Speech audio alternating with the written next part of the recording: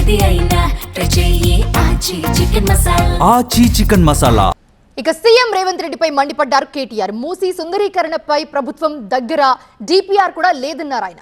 మూసీ ప్రాజెక్టుకు తాము వ్యతిరేకం కాదని, మూసీ పేరుతో లూటీకి తాము వ్యతిరేకమన్నారు కేటీఆర్.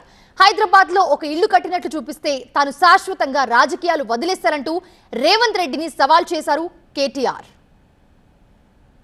అభివృద్ధి అంటే, సుందరీకరణ అంటే ఎవరి కొంపలు కూల్చకుండా కూడా చేయవచ్చు. ఆయన ఆలోచన వేరే ఉన్నది. వచ్చిన మర్నాడే చెప్పిండు రేవంత్ రెడ్డి గారు, 1,50,000 కోట్ల రూపాయలతో చేస్తాం మూసీని అన్నాడు. మేము పరిశాన్ అయినాం. అరే మొత్తం మధ్యలోకెళ్ళి ఎక్స్ప్రెస్ వే కట్టినా 55 కిలోమీటర్ల పొడవున మంచిరేవుల నుంచి గట్కేసర్ దాకా మూసీలా ఎక్స్ప్రెస్ వే కడితే కూడా 10,000 కోట్లు అవుతుంది. అది కూడా మేము లెక్కేసినాం. అది కూడా మేమే ప్రాజెక్ట్ రిపోర్ట్ తయారు చేసి గవర్నమెంట్లో ఉన్నది. అది ప్లస్ 4,000 కోట్ల రూపాయలతోని సివరేజ్ ట్రీట్మెంట్ ప్లాంట్లు ప్లస్ ఇంకొక 2,000 కోట్లు సుందరీకరణ అన్నీ చేస్తే కూడా 16,000 కోట్లలో మూసీ సుందరీకరణ అయిపోతుంది. కానీ రేవంత్ రెడ్డి గారు 16,000 కోట్లతో పోయేదాన్ని ఇలా 1,50,000 కోట్లు అని పదే పదే చెప్తా ఉన్నారు. 2.5 ఏళ్ళైంది, ఇంతవరకు డిపిఆర్ లేదు, ఇంతవరకు డీటెయిల్డ్ ప్రాజెక్ట్ రిపోర్ట్ లేదు ప్రభుత్వం దగ్గర, ఒక ప్రణాళికనే లేదు.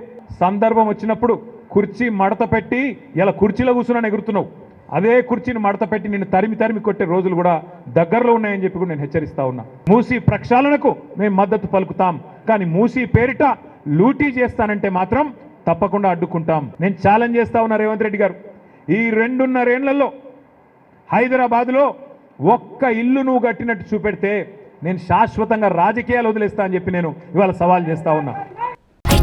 ఏది అయినా ట్రై చెయ్యి ఆచి చికెన్ మసాలా. ఆచి చికెన్ మసాలా.